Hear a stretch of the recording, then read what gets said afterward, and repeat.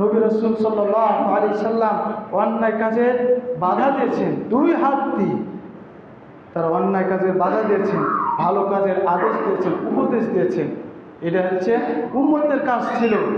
আর এই কাজটি হচ্ছে অন্যায় কাজ আদেশ, অন্যায় কাজের বাধাপ্রাপ্ত, ভালো কাজের আদেশ, এটা হচ্ছে দলীয় কাজ ছিল, ব্যক্তিরও কাজ ছিল। আল্লাহ রাসূল সাল্লাল্লাহু আলাইহি ওয়াসাল্লাম বলছেন, মান রাআ মিনকুম মুনকারান ফালইউগাইয়ির বিয়াদিহি, কোনো অন্যায় কাজ দেখলে তোমরা দুই হাত দিয়ে, বিয়াদি দুই হাত দিয়ে বাধা দাও।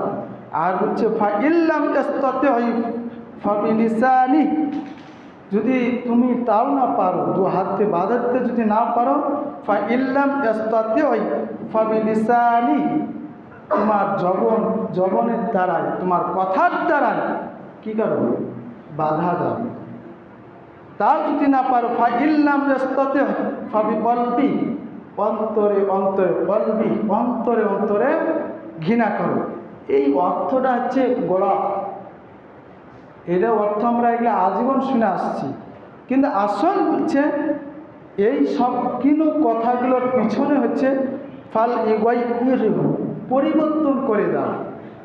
এখন যদি বলেন আপনি হাত দিয়েও পারলেন না, জবান দিয়েও পারলেন না, মনে মনে ঘৃণা করলে এই অন্যায় কাজকে আর বাধা বা কি পরিবর্তন হবে? হবে? বলেন হবে? কিন্তু এখানে আসল বলছেন আল্লাহ রাসূল সাল্লাল্লাহু আলাইহি ওয়াসাল্লাম, ফাল ইউগাইয়ির, পরিবর্তন করে দাও। কিভাবে?